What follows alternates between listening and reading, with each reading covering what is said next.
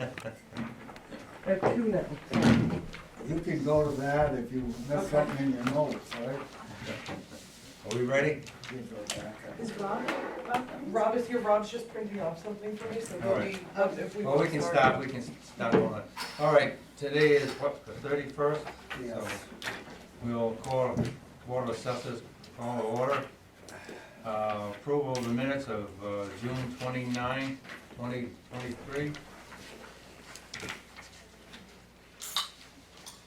Anybody find anything on those? Just one piece, in the minutes number 5, the tree growth supplement, Mhm. we voted approval, and then I see it on the agenda. Because there is a different amount, so this was the amount, Rob can give you more detail when we get there on the agenda. They ended up withdrawing their whole parcel, I believe, from tree growth, and this was what we thought they were withdrawing, but it actually, I believe, was more. But when we get to that on the agenda today, Rob can give you a better, Okay, because I just want to make sure we have clarification Yes. for the public, because my notes said that it was like a conditional approval to be addressed at the next meeting. yes, and I have it on today's meeting. Okay, so we Yeah. could probably take care of that clarification on the agenda item, Yes, to say that's Yeah. the final one. yes, yeah, because it is a different amount now. Yeah, because we'll have to correct it. All right, thank you. Well, at the time, it's correct. Yeah, I just had, We'll just correct it in our new, we'll do it going forward. going forward, that's correct, yeah. All right, so what's your pleasure on the minutes from last meeting? Move approval? Second. Okay, we have a approval, a motion and a second. Any discussion? All those in favor? Okay, passed.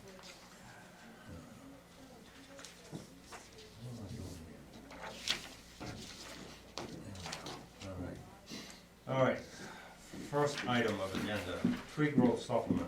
And I think, can you check with Rob, where the section that we're gonna need him from, or is he coming in? I believe so. Thank you.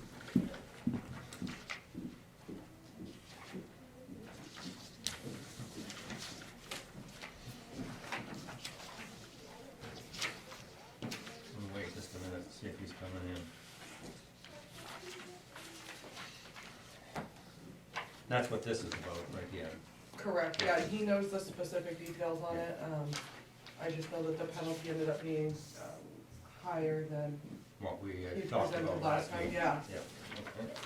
But he knows the specifics, unfortunately, I had trouble getting a document, so he was getting it for me.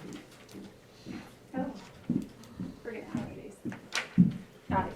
He'll be right in. Okay, perfect.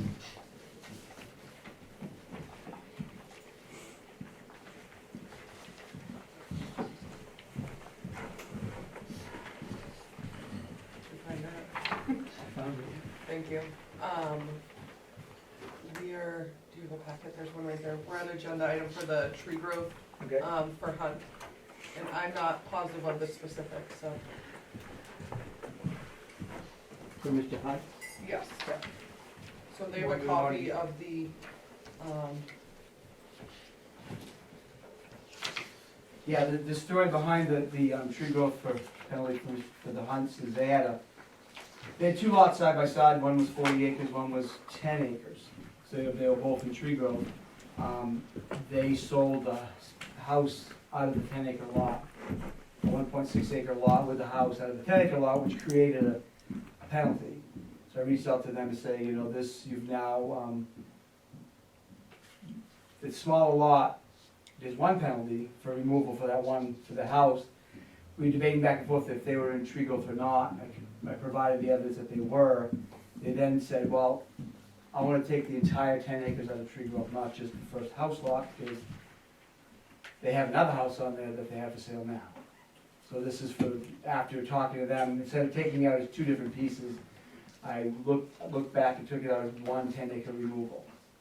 So, Because if he started with 10 and took some out, you have to have at least 10 to be in tree growth, is that right? you do, Right. you So do, but in essence, that piece couldn't be in tree growth anyway. it could have, particularly, when you have, if you have contiguous lots, Mhm. not every lot has to be in tree growth. It has to be 10 acres, you have to have 10 acres of forest here they were on the same side of the road, so as long as there's a 10-acre lot adjacent to it, that's why, but they didn't sound like they wanted to keep it in, so then now's the time to take it out, so they took the whole thing out.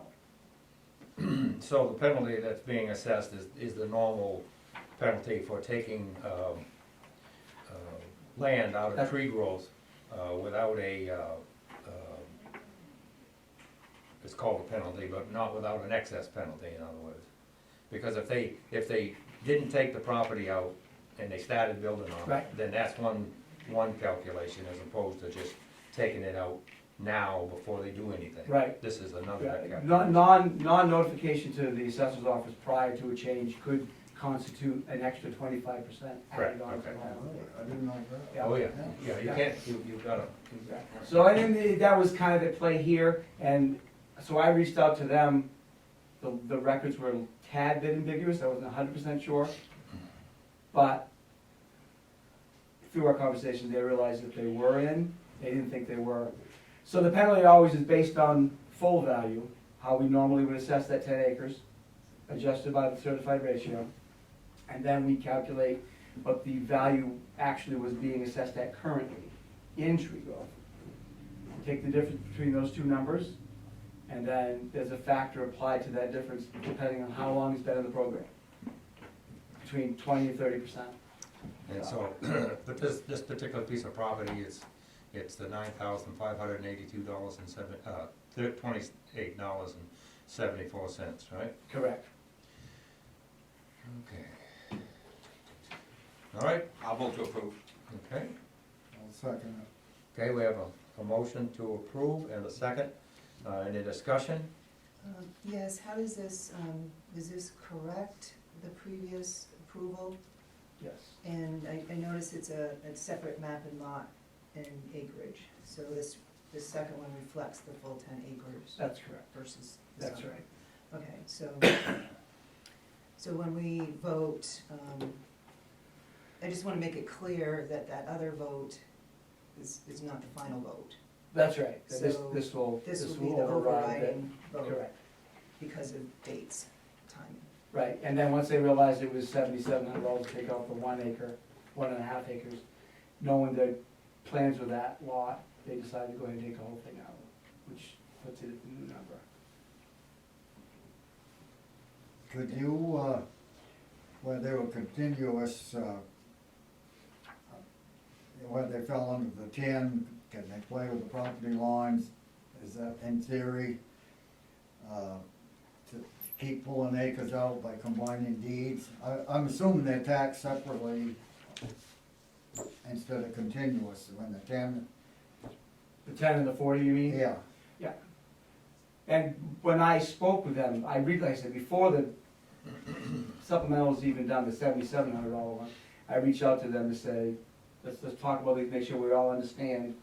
And I said, if you are only taking up this one house lot, two things you have to do. You file a new tree growth plan for this front lot for 8.5 acres, and I know that it's contiguous with the lot out back, and that'll be acceptable. Or you can modify the tree growth application for the lot out back and add this 8.5 acres to the 40 you already have, receive one bill, and then it's a little straightforward, but I guess these guys are more developers than anything, so they wanted to take this lot out for future. Well, I didn't think you could accept it for less than 10 acres in tree growth. They're contiguous. The law says, once you've met the requirement of having 10 contiguous acres in tree growth, Oh, that's the key. notwithstanding road right away or power line, you can, even if this 8 acres was on the other side of the road, it can stay, it can be. The thing is, when you've got some contiguous pieces lots of times and two separate deeds, it gives you the advantage in subdividing. Yep. And so you can't have your cake and eat it too. You don't see which way. Right, and to me, they did best by both sides, because they took the whole thing out. Yeah, And just so you'll know, the 40 acres is all backland, it's not road frontage, it's not anything, there's no road back there, it's just woods. Okay, are we ready to vote? yes. All those in favor of the penalty? All those opposed? Okay, all right.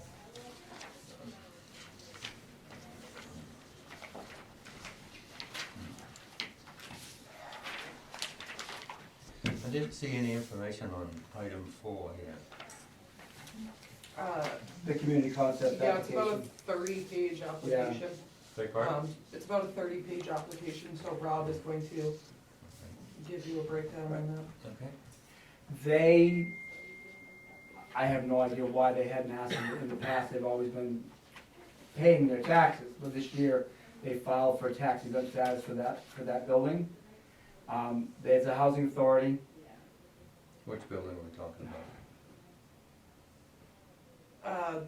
This is off, is it Cross Street? The, Community Concepts housing next to Western Main Supply. Oh, okay. that's it, thank you. I can't remember the name, I think I that's know. Cross Street. Bethel Station or something. Oh, Yeah. that development, that, Yeah, the yellow, low-income Yeah. housing next to Western Main, So, or income-based housing. because of the timing of their incorporation after 1982, there's two different type of housing authority exemptions. If there was an old housing authority, they'd be 100% exempt, but because they were incorporated after that date, they're only 50% exempt. And there's really no, I mean, the statute is very clear on that, that they do qualify. They've never asked, so we don't, we continue to tax. And it's up to the taxpayer to know what their rights are, and they discovered that they could be exempt, and they filed, and they're only gonna receive a 50% exemption On the whole complex. on the whole complex. but that's got that history there where they were. The Yeah. big selling point was they were gonna build a tax base in Bethel to get it in and bring, that was one of the big selling points, and then they came to the board and asked for a reduction a few years ago. And I said, what if we challenged it? And they said, well, you'd lose because they'd already gone to court in Southern Maine and won, and the precedent had been set, so he felt pretty confident that they were entitled to that partial exemption. And Well, we went from. It was a reduced value, it wasn't. an Reduced exempt. value, well, different taxation, because for the first 3 years, it was on construction costs, and then the second time they came in, it was on income. So that's, So legally, they're allowed to get the 50% reduction. Yeah. So there's not a lot we can do. You can vote either way, but you will be at the risk of having it appealed.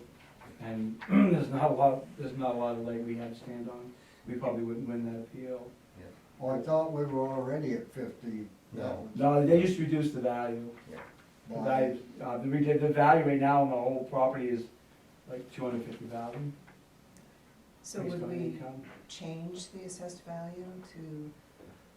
No, not until we reval. I mean, that was an agreed upon value, and it seems, to me, it's be bad faith to give them a 50% exemption, only to revalue them at a higher rate. I feel like it's a little, I'm uncomfortable with that. No, So we'd what's have the that. valuation of the property now? 256,000. The whole complex? Yeah. yeah, because it's the Strictly way, on income. it's the way it's being evaluated. It's being evaluated on income, right? Right. Not on construction cost. And a certain percentage of that complex down there is tied into mainstay housing for 99 years. Right. So the amount of income is reduced because of the state rate. Right. He cannot get anywhere near market rent for that. He That's has to right. get what the state is contracted to give him. Them. So what are we talking for money here? That's the only thing I would. Well, it would be, it's not an abatement. In anticipation of this commitment, numbers here that we're gonna discuss later, I've already given them the half exemption. So it would be $125,000 value, times the mill rate, it's gonna be $1,500. Well, in the future, I would like to see figures like that. Okay. When you do that type of stuff. Okay, Just so that I can look at them. all right. I think they pushed it in with the idea it was a big boom to the town, not so much for housing, but for income from it. And then, in reality, they knew darn well that it wasn't. It was a selling point, and then after it's disclosed that it's gonna shrink in value right off quick. It was kind of a bad faith, cause they went to the appeals board, it was right down to the appeals board, and it was a three-person vote, there was one vote decided, and it was right on the fence, because they were supposed to put a street in, and they wanted a waiver from that, they said that was a deal breaker, and I don't know, it's just, I think they oversold it in bad faith. All right. Okay, now, so what do we need now? We need a vote on that one way or the other, okay? Correct. We have, item 4, the, tax exempt application for community concept, what's your pleasure? I make a motion to accept. Okay, we have a motion to accept, any second? Second. We have a second, any discussion? I think if we don't approve it, we're gonna face legal fees that are gonna be more than Yeah. what the $1,500 is, so I mean, from a financial standpoint, it makes sense. Natalie? So you also, because it's an exempt property, you also declare that with the state. The state's aware of all of your exempt properties. So you will, that will be a factor. They will see that that's exempt property, so that will be listed. Okay, what's your point? So it's not just like taken off the top. So you're talking that the state evaluation will decrease? So as far as you're just not gonna knock that off and it's not listed anywhere. So that's actually listed as far as exempt property. Yes, It's gonna cost you more than. but what I'm getting at is when you look at your state evaluation, the state evaluation, of course, is higher than our evaluation. So when they come in next year and give us an evaluation, that will be considered in the evaluation as a great effect. It seems pretty minor, you know, it's $100-some thousand, right? Yeah. It's pretty minor.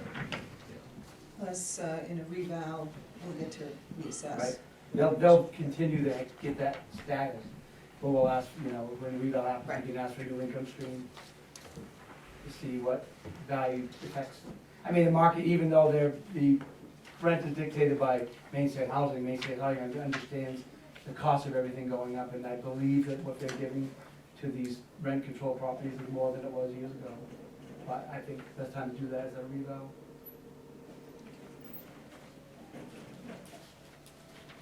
Okay, so we have a motion and a second. And I've lost myself here. We're ready to vote on it, correct? All right? I guess one other point, and we haven't got to the pilot, but payment in lieu of taxes, anything could come into play there in that program that would offset loss of revenue to the town?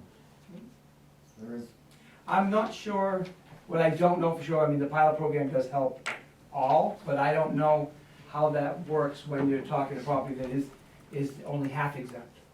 And you may need to, there's a mathematical formula when determining a pilot, and if they're paying on half the value, maybe the and they formula's probably gonna be wanna pay different. half, at 50% if they're on that program, if it was implemented too, but that's just a guess. In my opinion, there is a housing problem, affordable housing problem in the area, and this seems like a minor concession to not discourage other developers to come into town and help with affordable housing. I mean, we definitely have an affordable housing issue. I mean, there's no question that we have. All right, let's for vote 20 then. years. All those in favor? All those opposed? Motion passes.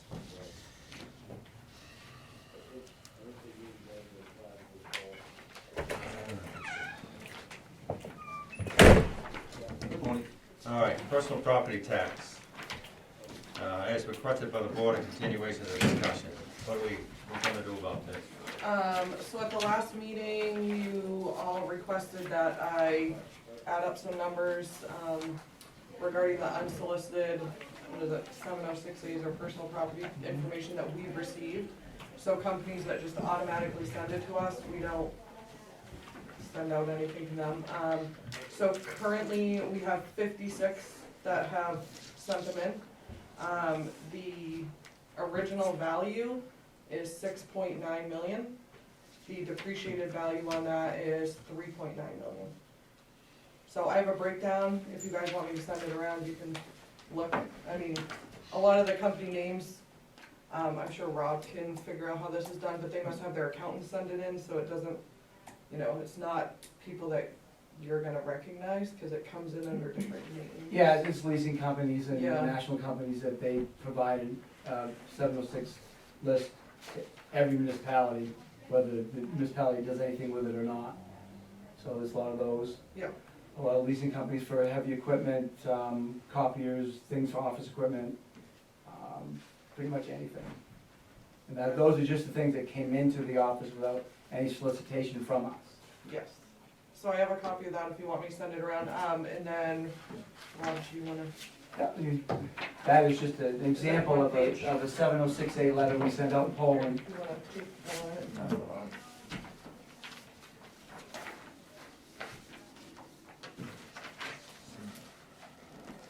Just making a request to all personal property taxpayers, and we're asking for them to furnish a list and the programs that are out there to help reduce their tax.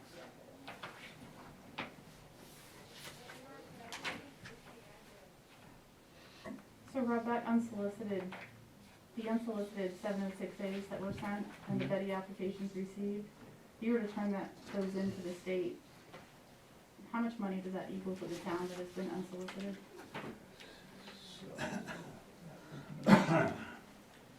3.9 million.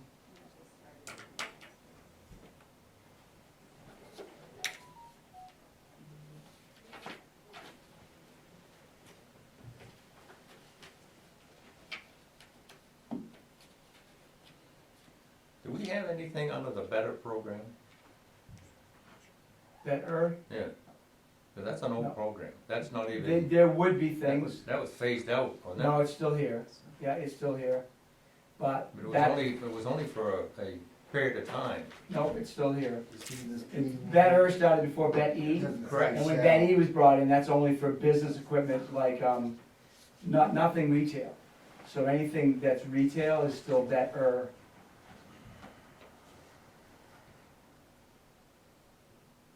Do we know how many Betty do we have, that we have? We just went through and added those assets up. We didn't go through all the Betty applications specifically. Did you remember that? Yeah, 50,310. The tax that she calculated for the $3.9 million of the unsolicited, renditions that come in, says 50,300 tax dollars. It's $50,000 of free money. And that's just on the ones that are unsolicited and recorded, that doesn't include all the ones not sending it in, correct? That's correct. Thank you.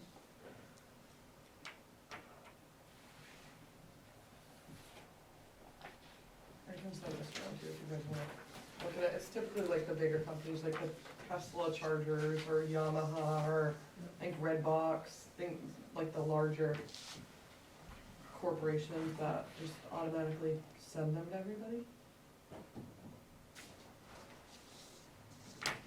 I know neighboring towns, accept this if they wanna pay it, but they don't actively go after people that don't come forward with any list at all, and I think the thought is that it costs them too much to go after those people, so I guess bottom line, it's not a fair, I don't know if it's fair to tax businesses, it used to be they taxed everybody, commercial and non-commercial, they done away with the personal, like personal computers, lawnmowers, and just targeting businesses, whether the guy's mowing a lawn or got a bakery or whatever, taxing his stuff that he earns a living with, that year after year, that he's paid sales tax on in most cases. And the small guy is not gonna file for Betty or go through those hoops to try to get some money back from the state. It's not a good system, it's outdated. I'd be curious to know what Vermont, New Hampshire, different towns do. Maybe Robert shed some light on tax collection on personal property. Yeah, I have no idea how the other states take care of their personal property. There are some states that it's not a taxable item, but I'm not sure. I assume most of the New England states have a very similar. Well, basically, Structure. that's what we been almost exclusively for the past 17 years. We're looking at it as though we should be collecting it, and I personally don't feel that we should. It's anti-business, and Bethel has always been traditionally, I think, accused a little bit of anti-business. Used to be all sawmills and wood, now it's tourism. But those are businesses, and people trying to earn a living with, like I say, lawnmowers and stoves, bakery things, and support the tourism that brings money and revenue to the town directly. So, yes, it's $50,000 of free money, but if it penalizes some businesses that don't come, it might cost you more than you receive out of it, especially if you charge the tax assessor with going out and trying to collect from people that don't submit lists. So that's why I'm against it, which everybody knows, but. And I think it's come to the point, we gotta make a decision on whether we're gonna do it or not do it. We kicked it around all summer, and looked the other way and put it off, and what are we gonna do? Well, that's the board's decision. Rumford has, Name and, Candace Casey, I'm a resident of Bethel. Rumford has a person, it was Rachel Meisner, who recently retired, she's been replaced, who only deals with personal property taxes. It's state law that you have to do this, it's not optional. You've been in violation of state law for years doing this. And you wanna talk about discriminatory? Because these people, not just, these people are honest, they're being legit. This $50,000 is just the people that have been upfront and submitted their paperwork.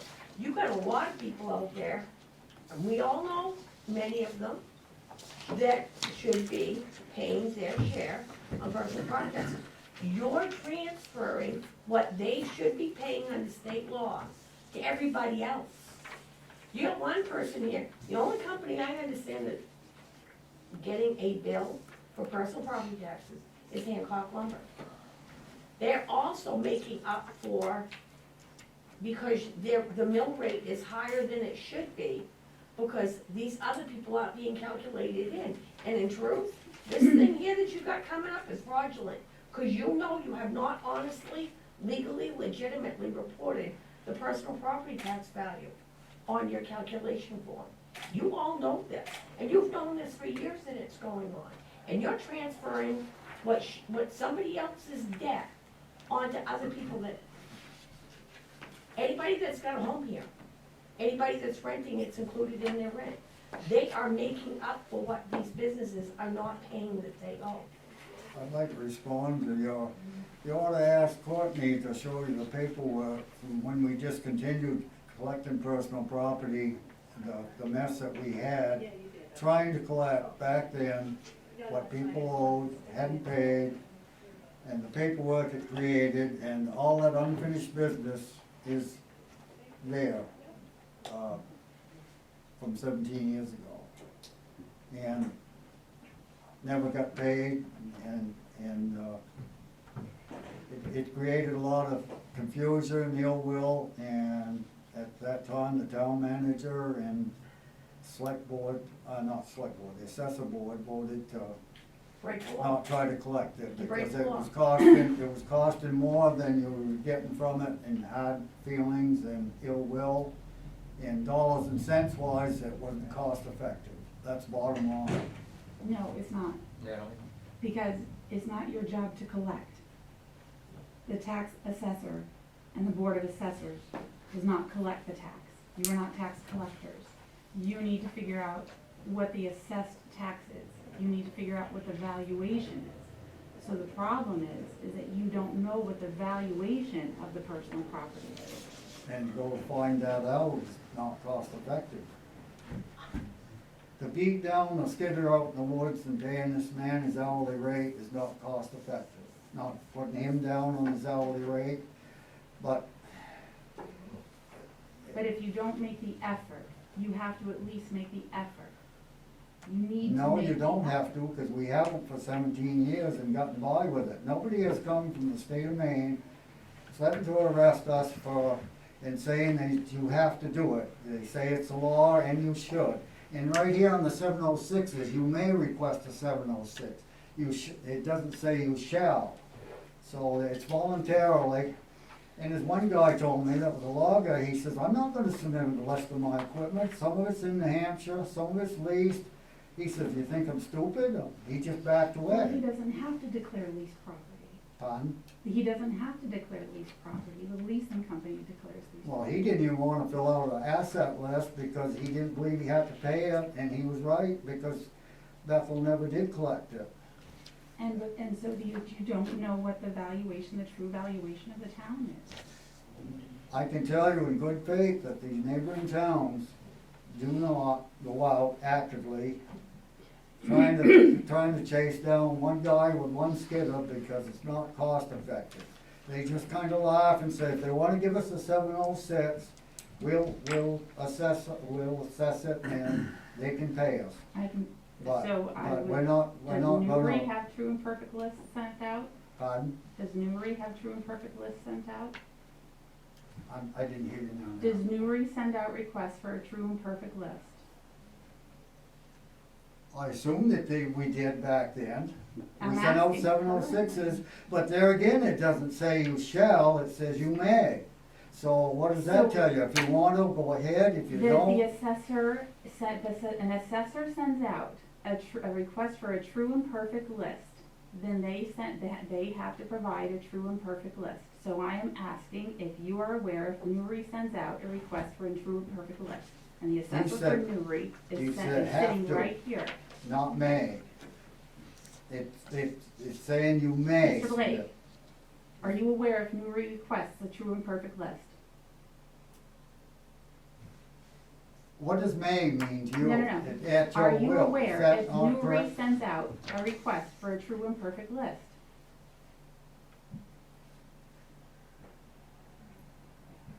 Mr. Duplessis, do you send out a request for a true and perfect list for Newbury? We do. West Paris sends out a request for a true and perfect list. Norway sends out a request for a true and perfect list. Paris sends out a request for a true and perfect list every year. I haven't got one recently from Paris, and I have property in Paris. You have business in Paris. No, I have land in. You would not I get have one. a taxpayer. You would not get one if you Okay. don't have a business. It's a broken system and it's not It is not. ideal, but, It is not. All right, well, if it's constructive, Yes. This information is used to apply for grants, for apply for loans.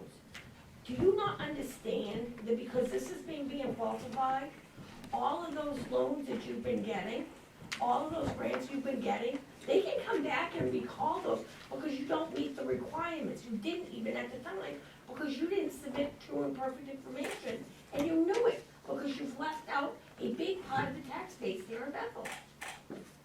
You have to understand, this is widespread. The school's revenue sharing is based on this information. Your state revenue sharing is based on this information, and you are falsifying this because you are refusing to follow the state law statute that requires this to be done. This is a huge, widespread, spiderweb, complicated, created mess that could bankrupt Bethel if it's not taken care of.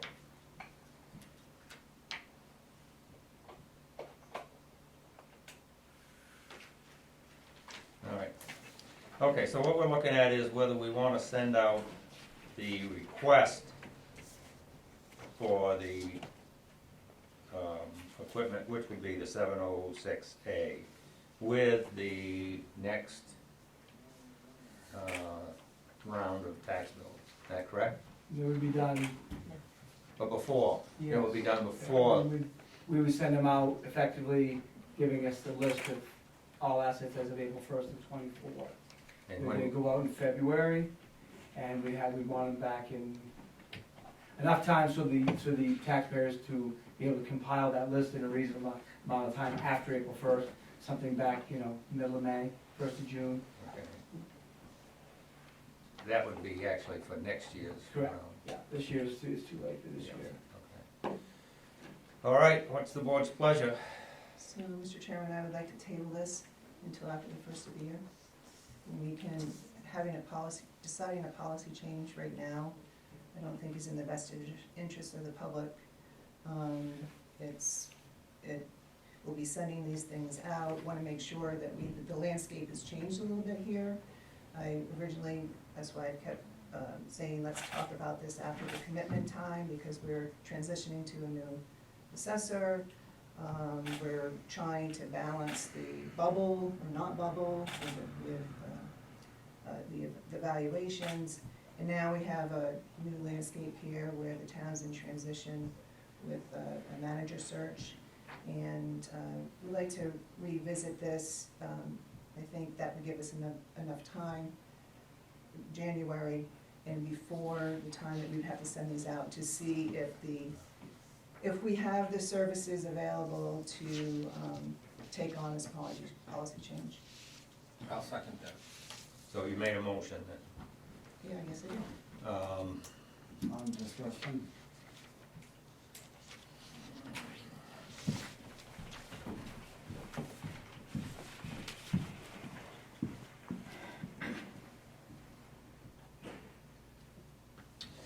Okay, so there's been a motion and a second to table the conversation on the 706A.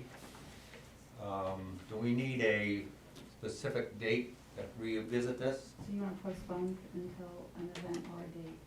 Beg pardon? You wanna postpone until a date or an event? Yeah, postpone till I would after. maybe ask Rob to, like, the latest you can make that decision. What did he say, he wanted to send them out in February? Usually it's not here. So I definitely, when he gets back in, I would maybe ask him, that might help you guys set a date to, I think we just do it at the January meeting. Yeah, Okay. Well, We need to specifically come back to visit this at a specific time January And- meeting. at the January meeting? Okay. Rob, if they were to discuss this at the January meeting, can you still get out 706As in February? Is that still, I Yeah. just don't know if you need like a certain timeline. No, what we need a little bit more here is, we don't have a necessarily up-to-date mailing list for everybody that we would want to send a list to. So it'd be a little bit more time to get that prepared, but, yeah, that wouldn't be, after meeting in January for decision, we can still get it out timely. Sorry about that. Okay, so your motion contains the aspect that we'll revisit this at the January meeting.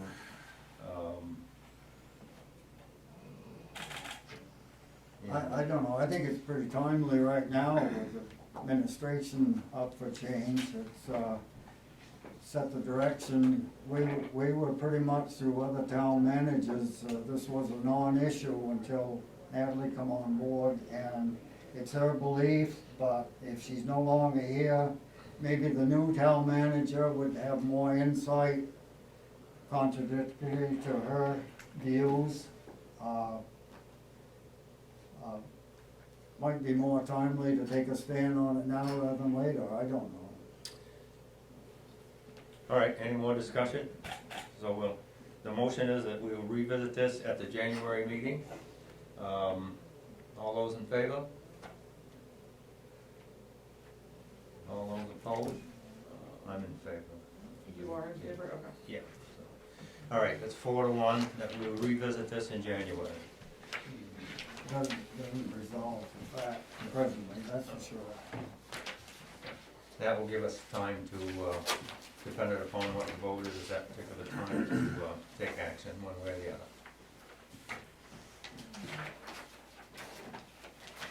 other. Can I ask a question on the timeline?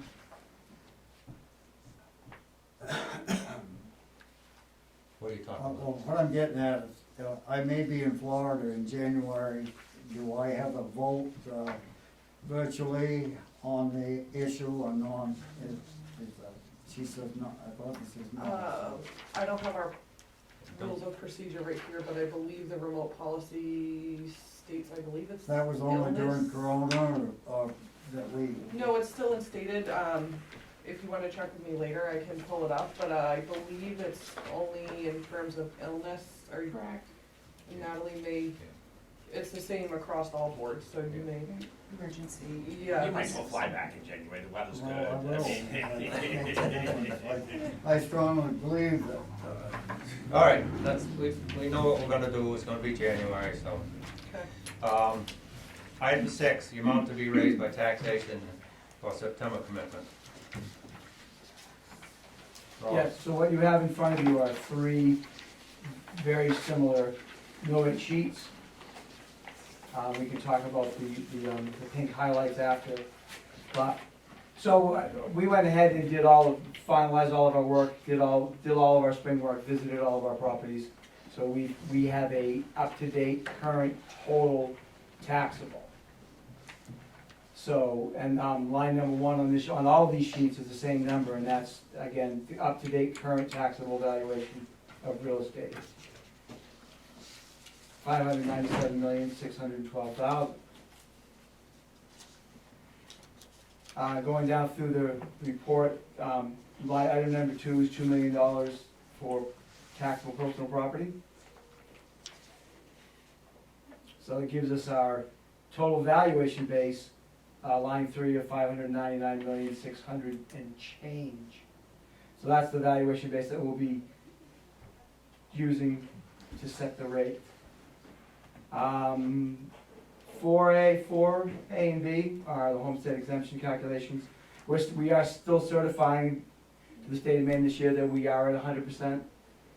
When we change we have a factor like Bill applied last year at this time, that allows us 2 years of claiming 100%. Just if I can get into the detail if you want me to, but, so when we get the, we used to be called the homestead reimbursement ratio declaration. There's a report that comes from the state that's part of their state valuation to let us know what our current assessment ratio is. When that is presented for 2023, well, let's back up. When it was presented for 2022, it was late 2020, early 21 sales. There's a lag across all towns. There's an 18-month lag. So when we received that information in 22, this board effectively changed the assessments of the 22 values.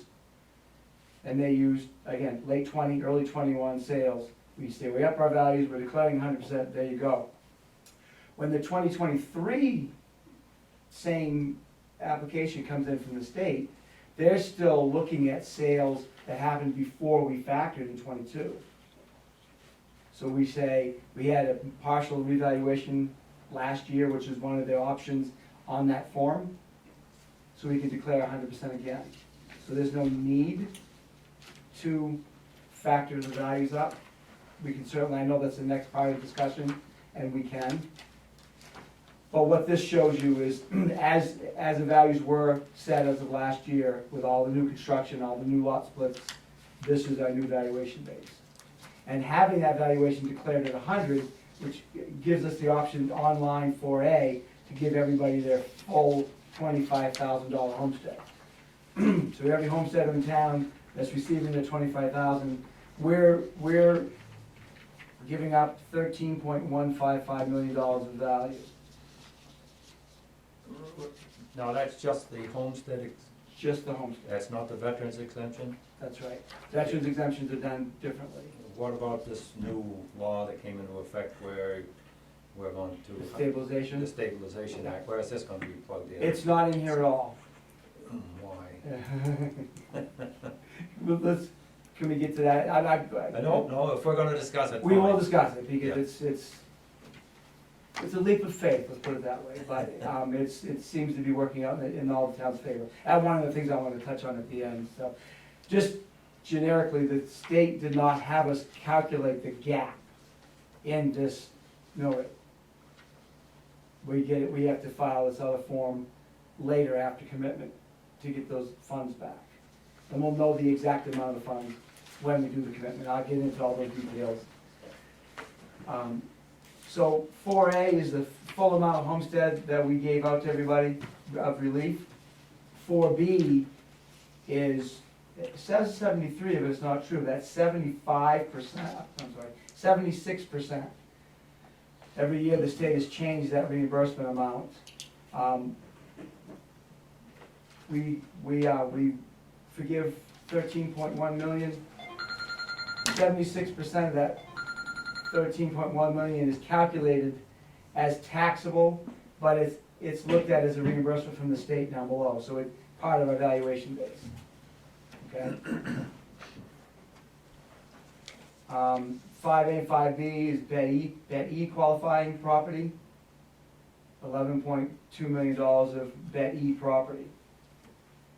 They did file for their Bet E application relief again this year. So in that reimbursement, it's always 50%, at least. In here, it's 50%. So We don't have any property in Bethel. no, see, the better falls off when we don't assess the individual properties that we talked about. You have to pay your tax first at the local level and then receive a rebate from the state. I thought when I researched that out and a little bit, and I thought the Better program was only from 95 through something, and then it's kind of went away, and then that's when the Betty program came in.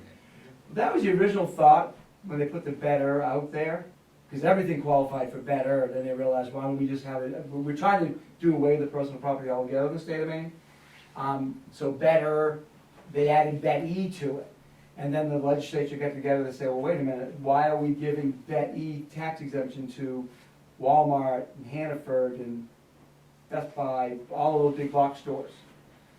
So they put a limit on Bet E, where Bet E is only for manufacturing equipment. Nothing retail related at all. So when they took that out at the last minute, they had to continue to extend better exemptions, well, reimbursements for all of those. So we get betters from, and we have companies that will split them down the middle. You know, Hammond Lumber that I have in Belgrade, they're one of their main mills. They have retail up front, so that's all better. And then they've got manufacturing out back, that's all Bet E. So they give us a very detailed report. And neither one of them are going away anytime soon, I'm afraid. So better does dwindle every year, for the most part, because you can have a piece of equipment that you use in your manufacturing that's old enough to still qualify for better. But as you replace that equipment with something new, it slides into the Bet E program, which is what the state wants everybody to do. So, but we don't even know. So better, all we get in the county has better. Tax bill goes out normally, they pay their tax. The following year, they file with my office to fill out what tax they paid on those items. That form goes to the state, and the state reimburses the taxpayer directly. So we just flow through at that point. So here, 50% reimbursement for Bet E is 5.6 million. So our line number 6 is the big one, our total valuation base that we're gonna tap from for all of our taxes we're requesting for, 614,825,000 essentially.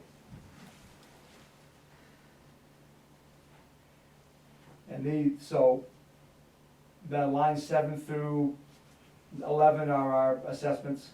Line 7 is our county tax this year, $869,000. You know, we get an assessment from the state, from the county every year with our bill in it, and there's no leeway in that. Number 8, municipal appropriation, 5.55 million. That's everything that was voted on at town meeting. We don't have any TIF in town. Line 10, education. This is Nuri's portion of the education budget, 3 point. Geez, I say that all the time. We'll give that to Nuri. Yeah, we will. I think there's a worse. Is that okay? There's a worse actually.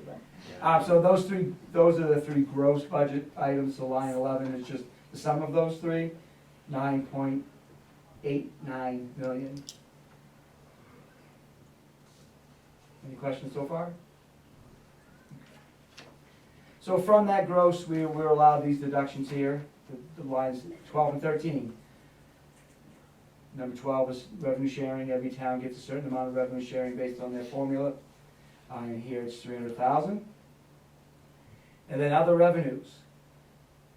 This is all revenue accounts that we use to reduce the local tax. It doesn't include homestead reimbursement and Betty reimbursement. And that is where we get reimbursement for veterans exemptions, we get reimbursement for tree growth, and anything voted on at town meeting to reduce tax, the big thing usually is excise tax. All the excise tax is kept locally and is in that $1.7 million number. If it was voted on at town meeting, take any surplus to reduce tax, that would be in that number. So that's all, those are pretty much set from those. So that's line number 14, $2,036,000. So we're allowed to take $2,036,000 off of line 11, so the net to be paid, the amount that we are asking the taxpayers for this year is line 15, $7,856,000.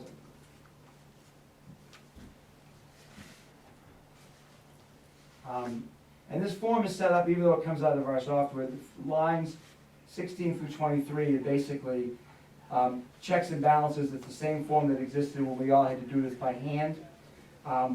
With a net to be raised on line 15 of 7.8 million, by statute we're allowed to collect up to 5% over that amount. Anything above and beyond that amount is what's considered overlay, which is shown at line 23. So the line 17, 18, 20 basically show you what your range of mill rates are within that 5%. Line 17, if we were to raise just the exact amount of money we need to run the town, pay the school, pay the county, that's a mill rate of 12.778. Line 18 is the maximum rate, which is 5% over that, which is 13.416. Line 20 is an example of what the overlay would be if we used the maximum tax rate. So 5% of our budget is $392,800, that's line 20. So as long as our overlay is less than that amount, the assessment is legal.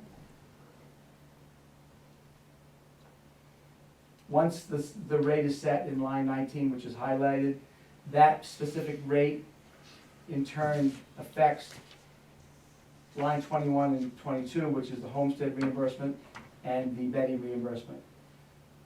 Back to line 4B, $9.6 million of reimbursed Betty times a mill rate of 12.9. If we chose that mill rate, would give us $123,880 of homestead reimbursement. It's looked at on this form like property coming from property tax, but it is something that is, it's done this way because the state will reimburse us homestead and Betty, but we don't ask the tax collector to be responsible for collecting those amounts. The minimum tax rate, the 12778 would be, that would be exactly what we're trying to raise, is that correct? Correct. And then we have the undesignated fund balance, which I'm not sure what's in there. I asked at the town meeting, but we didn't have that figured out at the time.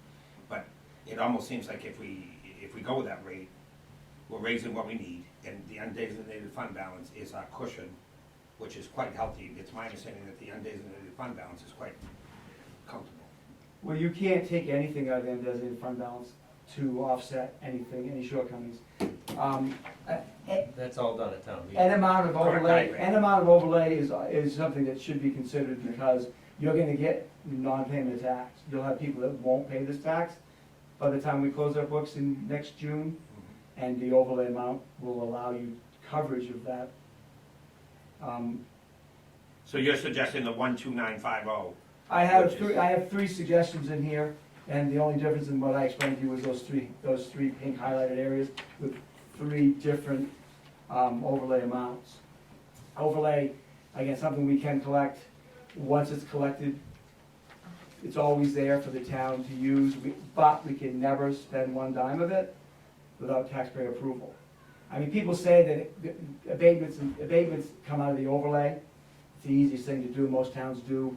If you have a $75,000 overlay, whatever abatements we issue, we come out of that balance. But if we didn't have an overlay, the abatement has to be paid out of the general fund anyway.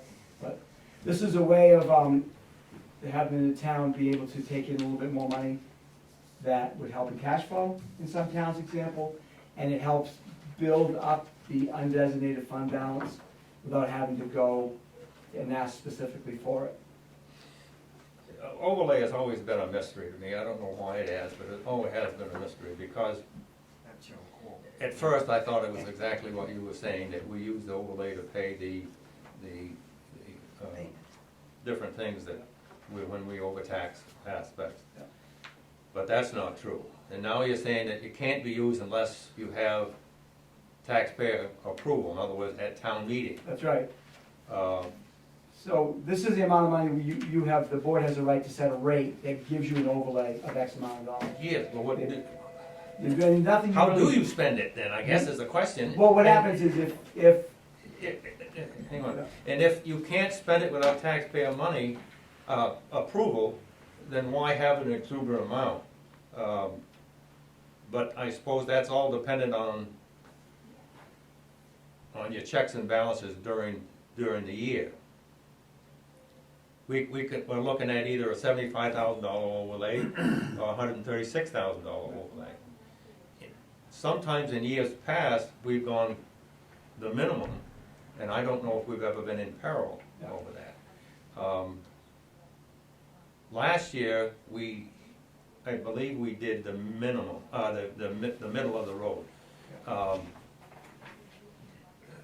We have a finance officer here. And I don't know how to actually say this. The amount of money that was in overlay last year, was that needed, was that used, or is that still being kept in undesignated fund balance? So it wasn't all used, no. But some was used. Some was used because of the abatements that you guys did, yes. Do you have any percentage of, So last year you put 104, 282, 69 in the overlay, and you used 8,391.54. And then the balance of that went to the undesignated yeah, fund. Correct. so we didn't use 10% of it? Correct. Sir? The 1290 represents, I looked at the mill rate last year. If we vote for that with the $75,000 overlay, that, if I did the math right, 5.4% increase over last year, if you're looking at that sounds about right. percentages. I think we just, Natalie, if you can help me out, what was the amount of increase in net to be raised? It was over 5.4, was it? It was like 8%. Yeah. Percent. Something, yeah. So our actual net to be raised line 15 was up 8% over last year. But with all the new construction that we found, they consider, I think me and my crew picked up almost 24 new houses this year.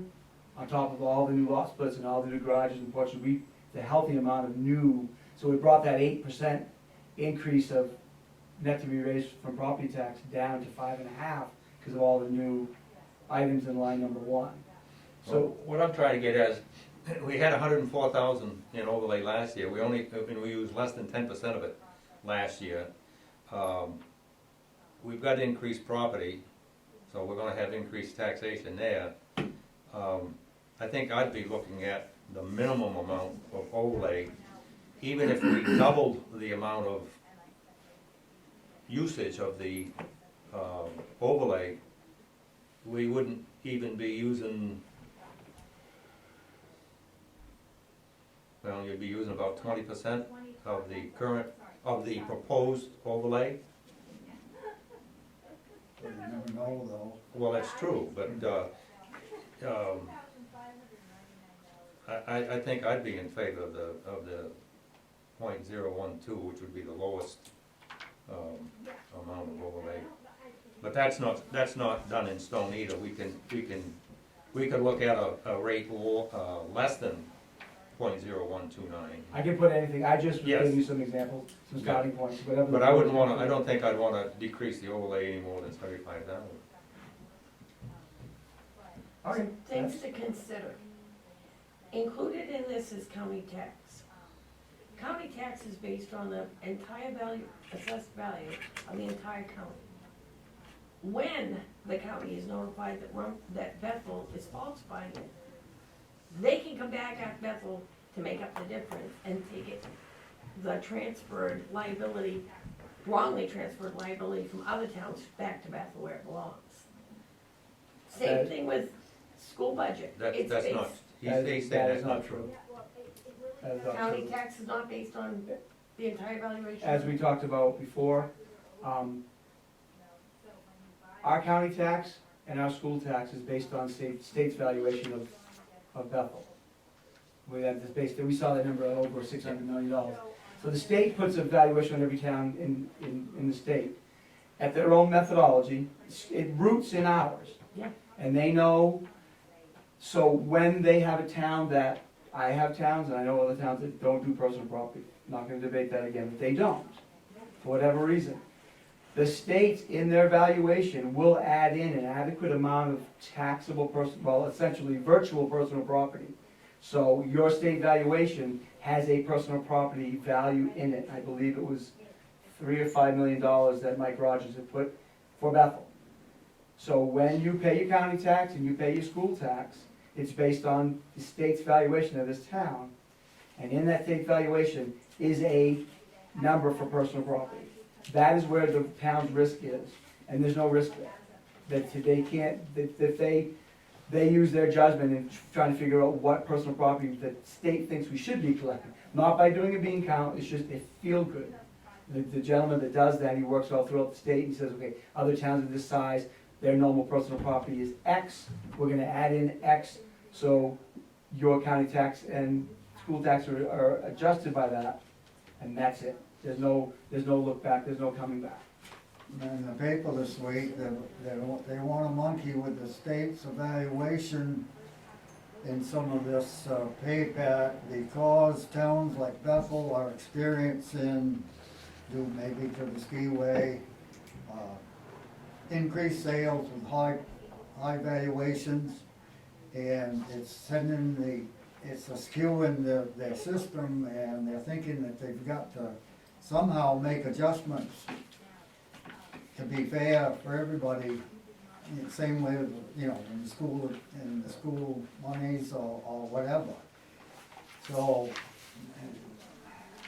they look at all of this and say, things are out of sync, we've got to do something to level the playing field for all the towns. And what they're gonna come up with, if anything, probably like this stabilization program that's a boss now, it seems like a good idea, but it's pretty hard to figure what's fair, really. It is out of sync, but always will be, won't it? Go ahead. It's complicated because the market is going up at such a rapid rate. It's hard to keep up. You know, you have our minimum assessing standard is 70%. Most towns can lose, they can have a revaluation and they can be below the 70% in 2 years. Newry, I'm gonna say it right this time, Newry, we did the reval there 3 years ago now, we're at 50%. It's uncanny. I mean, I've gone, Yeah. 7 years ago, they were selling for 105, now they're selling for 400. Yep. Cascades. We just sold it it's for mind $400,000. numbing, yes. It's unbelievable. Yep, It's and everything, it's just non-stop. So looking at this tax rate, if we went with the 12778, which is the minimum, what would that give us for a buffer above the 100%? There'd be nothing, that would be no buffer at That all. would be no buffer at all. Zero buffer. So if we went to the 12950, I could, yeah, that gives us how much, what's the money there? 1295, well, that's the one That's the middle one. that's the middle one, that's So that's giving us 75,000. No, 1250 gives you 105,000. Yeah, so I can go in and put in a 1285, 128, if you wanna see what the overlays are of that. Well, I don't think we should go too much more, 175,000, but, Natalie, what did you have? Did you mean 75,000, sorry? Yeah. Yes, 75. That would be, Yeah, that go would ahead. be a 5.4 increase. Natalie? Well, I just wanted to address what Mr. Blake said about if he thinks it's a worthless program and that it should be done away with.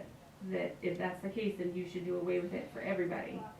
You should be equal, which means you should not assess you should not assess a personal property tax to Hancock. It's not equal anyway, cause you got mill towns like Livermore. that Well, then you shouldn't even you have, know, because tax that. Bethel's risk then is having that one account. So then you should do away with it for everybody.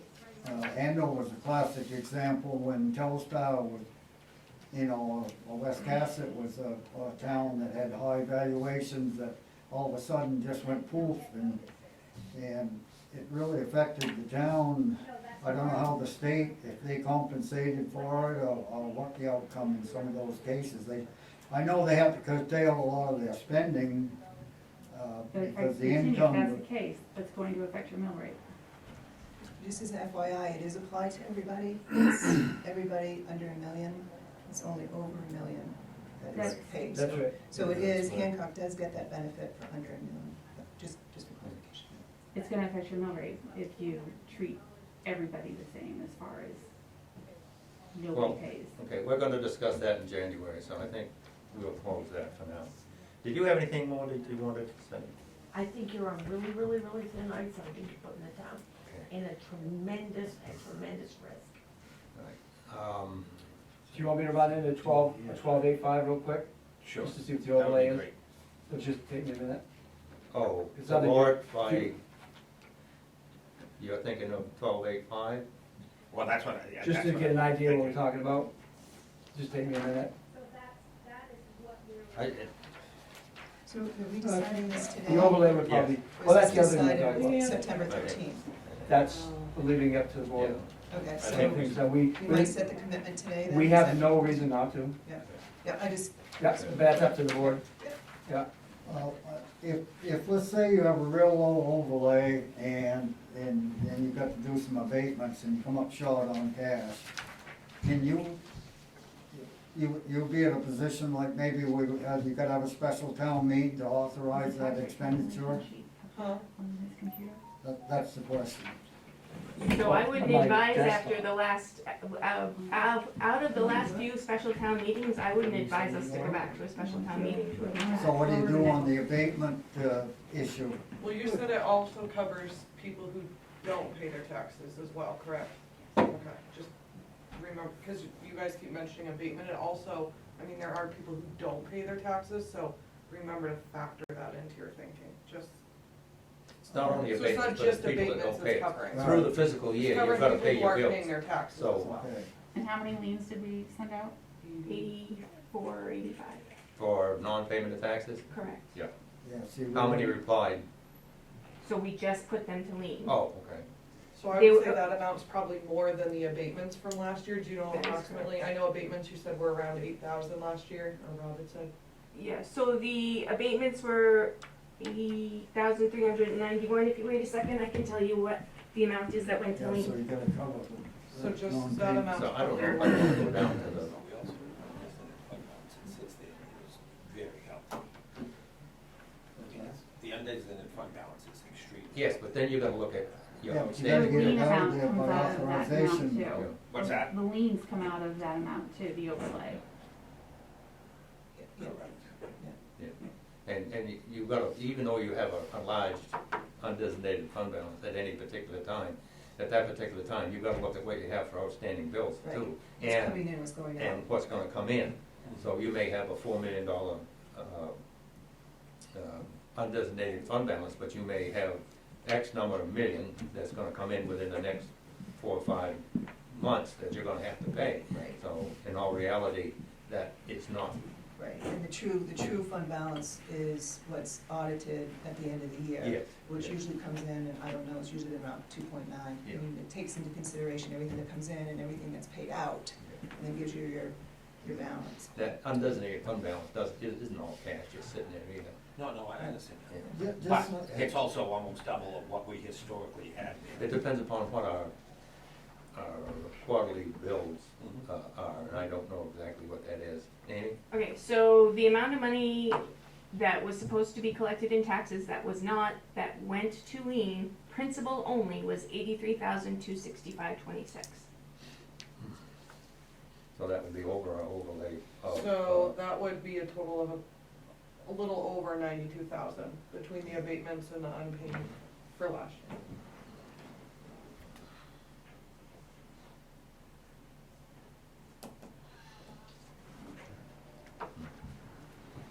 see what Rob comes back with. Well, I don't think, I mean, for comparison, you would have to look back to last year, and last year's overlay was 104,000, and we spent 8,000. What was the, We used less than 10% last year. right, at the end of the day, the people pay their taxes, so Well, she just said liens were over 83,000. even if they did, I guess they gotta be right. so that would come out, so this was last year's, that would go towards this, 104. The 83,000, that would come out of last year's overlay, right? Correct? Go to, So it's about 92,000 out of that 104. 104, okay. So that definitely makes a big difference. And any supplementals we take in also would be added to that. So that, technically, that supplemental we signed today for the tree growth would go into last year's fund. Is Amy coming back in? Yes, she's getting more numbers for you. Okay. So that was 50 grand at the Yeah. 12850? 1285049 and change, so. Amy, what's our quarterly or monthly bills that we pay? So you're probably looking at, with the new school systems amount, in payroll, I would say you're probably close to 900,000 Per quarter? per quarter, Or whatever, per month. per month? Okay. All right. So even though, Ron, even though we've got a, perhaps a healthy undesignated fund balance, we still have a healthy payment on it. No, of course. Yeah, so every month, so. And I don't know if I'd wanna go down to 50,000. No, that looks low. Yeah. So at the 129, 0129, that gives us 70. Keeps coming back to that, like Yeah. 1.4 increase. Yeah, are you looking for a motion for that? I'm looking for any motion that, the board wants to present. I'll make the motion that we set the mill rate at .012900. I'll second that. Okay, we have a motion and for .0129 and a second. Who Any seconded? discussion? I heard several seconds. What's that? Who wants to take credit for the second? Okay, I heard a couple. Yep. Just for clarification again, that the real estate valuation does not include any factoring, that's totally new construction and such, so we didn't put any factors in. That's not a state evaluation, that's our evaluation. No, I know, our Yeah, no real estate, factor at all. there's no factor, you know how Yeah. we've Yeah. factored the last couple of years, we put in a factor. I just Oh, wanted- okay, yeah, because of the.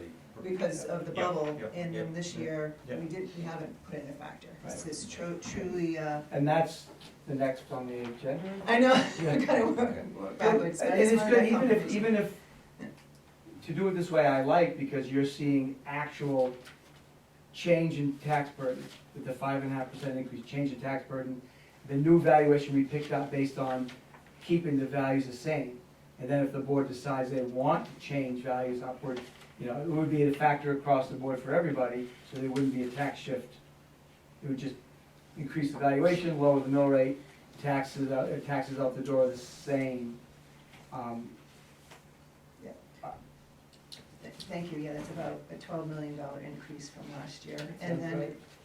yeah, and then, the second, number two, the valuation put in for us for the personal property in past years, we've been hovering about 1.3, and now it's up to 2, just, any information that you can provide as to, Let's do that. When they declared their personal property asset list, there are new items that were not. who's there? Hancock, great, okay, thank you. Any And that will others? come back, I'm sorry, that right there Yeah. is mostly better, that they'll get back Yeah, okay, thank you. later. Any other discussion? All those in favor?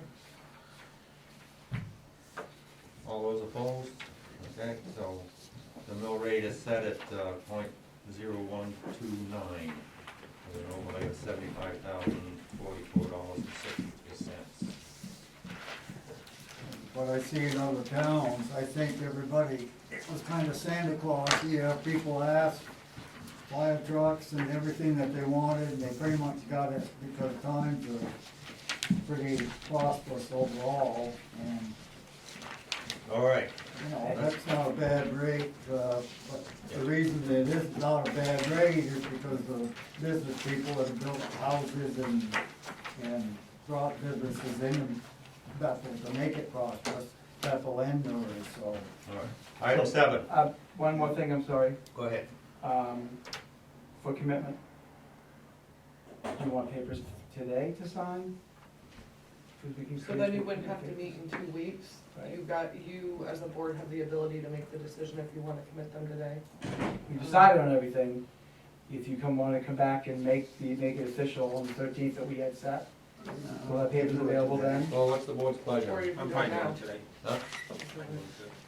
We also gotta sign this abatement Yeah. back over there Yeah. too. Yeah, I'm fine. I'm just not pressuring, I'm just asking so we can prepare. What's the board's pleasure? What do you wanna do? Do it today, get it done with. I agree. Okay, I'm fine with today, the only thing is did we put anything out there already posted for September 13th that was setting the commitment, tax commitment? No, the agenda isn't made, so it doesn't go on the website until I make your agenda. Okay, I'm gonna sign. Okay. with this one. thanks. So then the other question would be, I'll prepare that. I believe Natalie is listed as tax collector treasurer in our last commitment. So we'll have to, We need to figure out how we want to approach that. You say that again?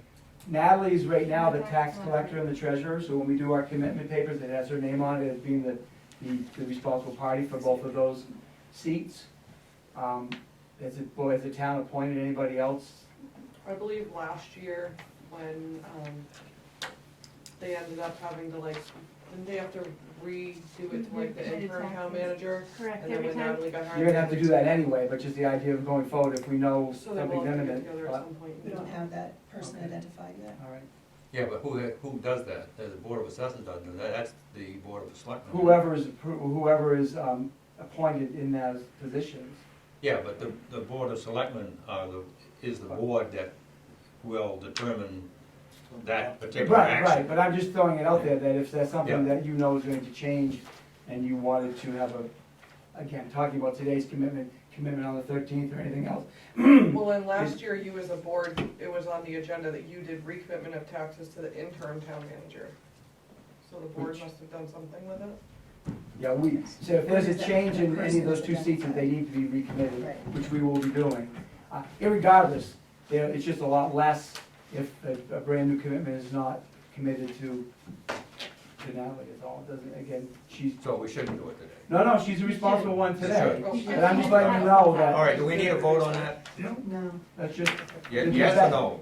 no, you don't need a vote, that was just You wanna behind, get the tax bills out though, I would say, Yes. yes, you wanna commit taxes today, so we can get the tax bills out, just just understand that there will be a personnel change. and Right, we'll so have- we'll be The select recommitting. board will be recommitting. Right. To another tax collector. Right. Natalie, the town. Yes, but town is the tax procedure collector. on that is that it's not gonna affect, it's not something that we do, it's something that the Board of Selectmen will do, correct. correct? Yes, So we can set the commitment today, and we will be done with it, and then when Natalie's replaced, the selectmen will have to come in and redesignate the next tax collector, correct? And we really should be, we're supposed to recommit on the day that new collector comes in, right? So whenever Natalie leaves on the 22nd, we need somebody in place Right. at that And point we in have to time. recommit on the 22nd. That is correct. So the day she's gone, we have to do a recommitment when that happens. Not virtually, not after, not effectively, actually come in and do it that day.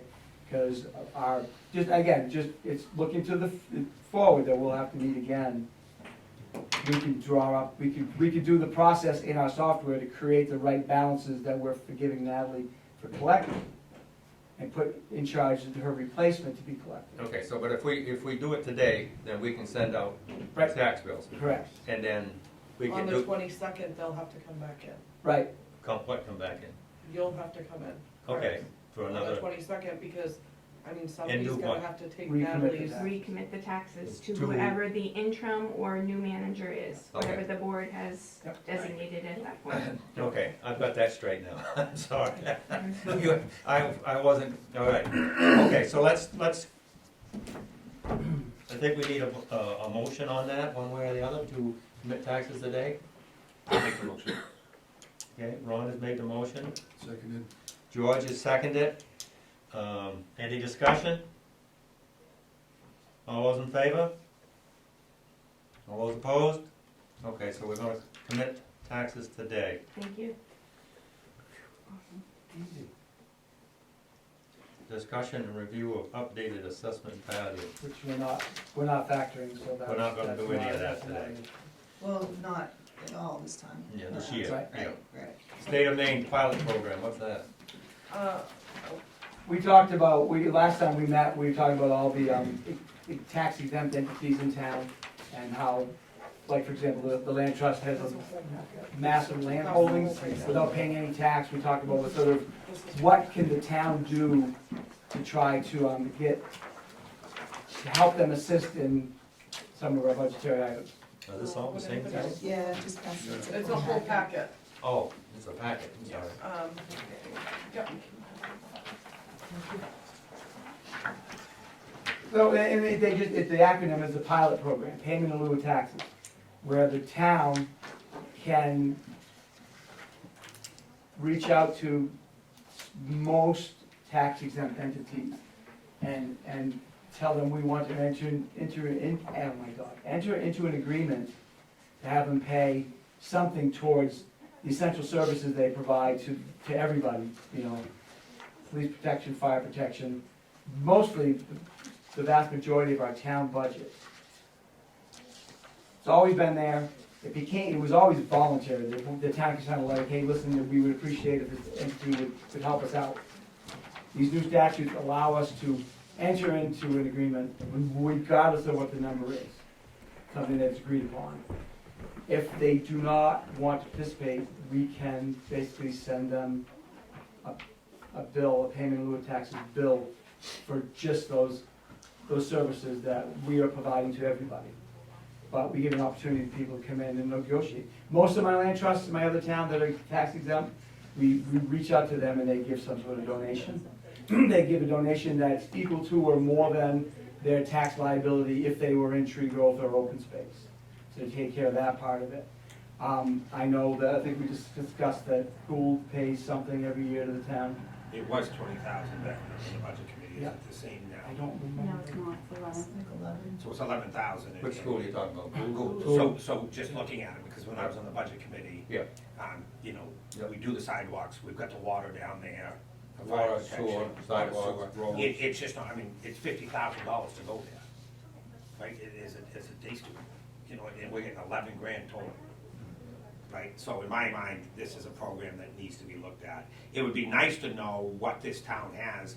I've seen a map at Chadwell's office of all the stuff that's in conservation, and it's huge. It's huge. And every piece that comes out forever, and it's a burden on the taxpayers. And that's why they put more teeth in this law a handful of years ago. This isn't something to discuss today, I don't believe. We want to get the handouts to you guys to read it over. Honestly, I would have to do some research to see what board is responsible for getting this in motion. 'Cause it's not a valuation issue. But if it's our responsibility, then we can talk about doing this going forward. But I just wanted to basically wet the road, as they used to say, get things started. The way I look at it, if a land trust owns a mile of road frontage on two sides of a mile-long road, the taxpayers are on the hook for that mile of road with no income coming in for that mile of road. And I think if you ever saw a map of what is in land, in conservation in this town, it would shock you. And you know what, there's an old saying, and I had a meeting with them at one point, they wanted my opinion, and I'm like, you're putting this in conservation easement forever, and forever is a long time. You know, it's ridiculous. We have to somehow try to limit that. This is what happened with the Chapman land sale, which was huge. a bunch of investors got together, and I think it was Pine Tree LLC or something like that. White Pine. It was a pool of money, is that right? Is it called White Pine? Well, and I asked Bob Chapman, I said, did you put covenants on your property that that's gotta remain working forest and therefore, you know, it's conservation, but it should be left on the tax rolls? And he said, he says, I think I dropped the ball on that, but what they stepped forward, Mahusik got up at town meeting and said that they were intended, gave Perkins and Millen, that they intended to keep paying taxes on it. But when it's deeded over from Pine Tree into the trust, then that changes the whole game. Anything that goes into conservation, they have the option of going tax-free. Now, they've sold some parcels to individual landowners, which of course remains taxable in working forest, but they did an end run by stuff going in, and they don't wanna even pay tree growth taxes in some cases, so. I know that some of the land trusts I have in my other towns, Kennebec Land Trust, for example, they would rather be exempt and always donate more than the taxes they would pay in farmland, tree growth, open space. Because if they stay in those programs, they're afraid there's a risk there, that if the legislature changes the law, they could put them in harm. So they would always pay and always have paid more than they would pay as a taxpayer in tree growth. But we're not asking them to do a pilot program, so we're missing the ball there. But then they could, I don't know, like, they could willingly donate every year without us asking. And that would supersede, that's their pilot agreement. But I think the only one that we have in town currently that's doing any donation is Google. I believe so. And I believe that Natalie number's can gone confirm down, that. it used to be 20,000, right? I think it used to be It was 20,000. 10 for years. Yeah, all right, so what you have done is pass this information out for future discussions at the That's next correct. meeting. Yeah. Courtney found it on the MMA website. It's really helpful and informative, Okay, just going forward, so. all right, Thank you. okay, that's good information. Can I ask one more thing on that? Is it complicated for you to let us know what was put in conservation, or what's in conservation this time, and what the normal value would be under tree growth status? I'm not, I'm not well, trying to make work or just, what it would be is we have to list out to the state end every year, all of our exempt organizations by map and lot, and we have so the day they went exempt, that's their value. If they bought a piece of property that wasn't tree growth, and then they want exempt, it may show up at that value, it may show up at full value, so it would be a little bit of stretch. We would have it valued at what it would be if you or I owned it, and then exempted it, not what it would be in tree growth. But if the idea is you reach out and they're willing to do something with this pilot, it's a negotiation as far as what it would be, then we would take the time. It would be worth it to take the time to calculate the tree growth. We could have a per acre value for everything that's in conservation and base a pilot on that. Pretty easy to do. I think Ron's on the right track. Can we get that identified somehow, even if we don't know what that exact value is? If we can get it identified either in a list, or maybe the GIS system can put it on a map, I bet we can do both. that might be good, so we can see that. Okay, Yeah. all right. Yeah. Okay, so we'll, this is something we're gonna take up again. When should we do this, next meeting, or, Well, your next meeting will be on the 22nd, because of the, we're gonna have to have an Okay. interim or somebody by then. is that too soon to be talking about this, or?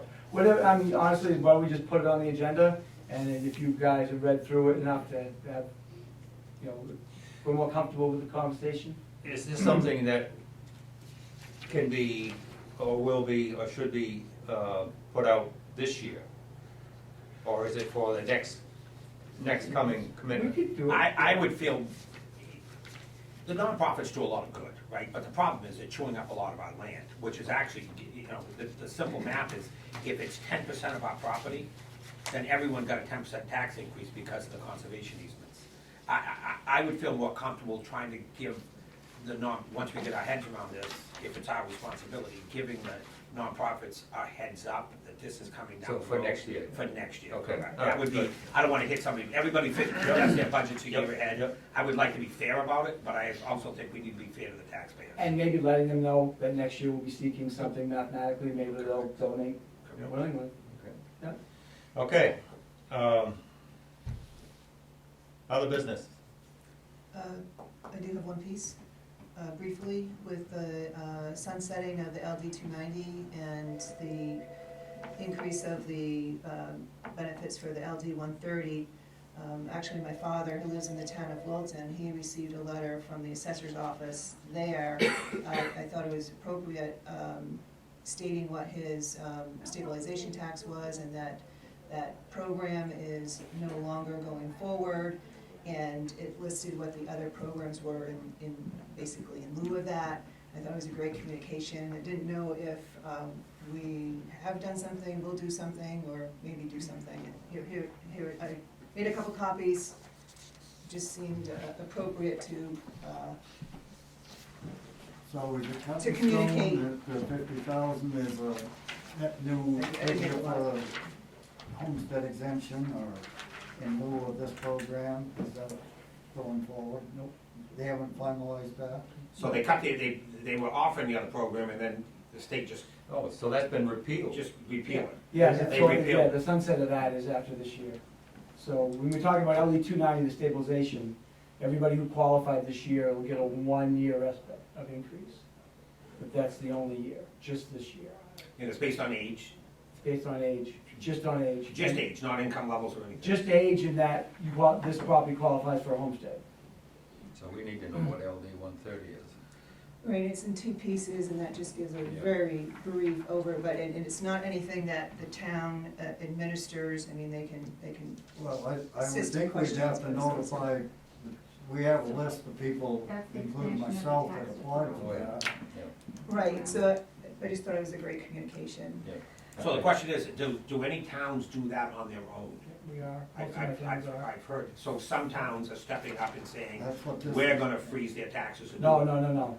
No, we cannot it." do that. So what's the state, what are the towns doing? Well, we're just letting them know that this program is over after 1 year, and there are 2 other options for them.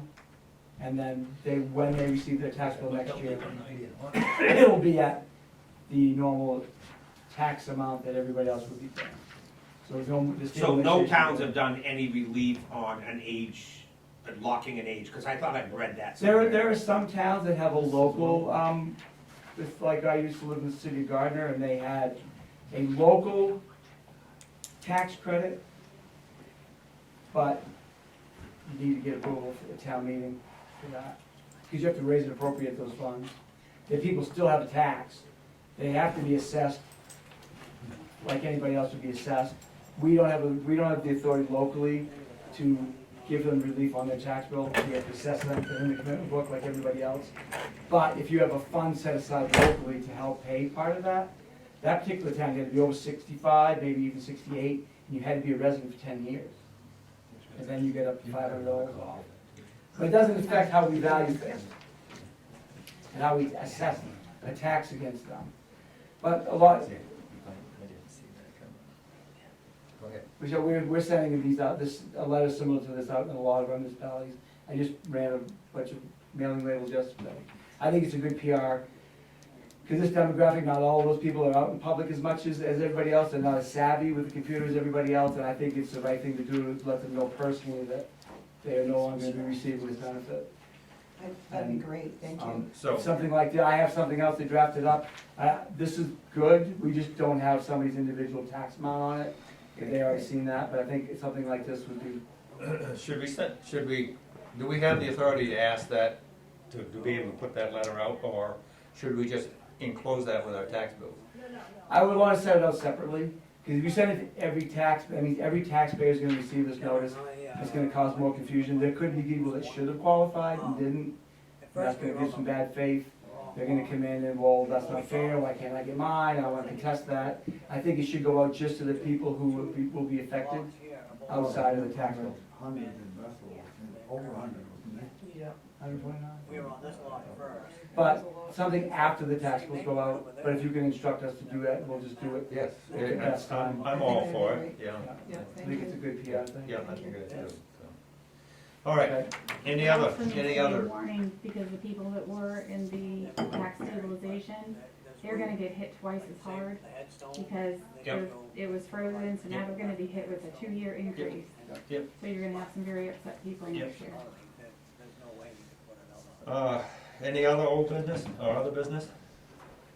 I've got one other, there's been conversation, if you've been reading the Bethel paper, about different things happening, and, one of the, items that, I picked out of all that discussion I saw Screwing us up. in the paper was the executive session usage. So if you notice, I gave everybody a copy of Title I, Chapter 13, subparagraph 405. And it's just for information, that's all. And it delineates the aspect of when you can go into executive session, how you go into executive session, and stuff like that. So that's just for your own information. So. All right, I'd say no other business. I'll entertain a motion to adjourn. I'll make the motion. I'll second We have a motion and a second. All those in favor? Okay, we are adjourned. So previously, we've had you all stop back in to sign commitment. Do you know if are the papers ready now? They will be in just a minute. Okay, perfect. So you Okay. don't leave.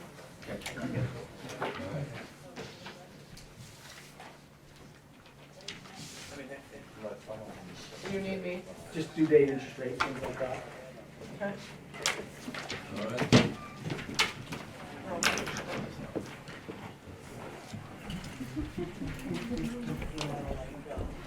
Is the 2 million on? On engagement.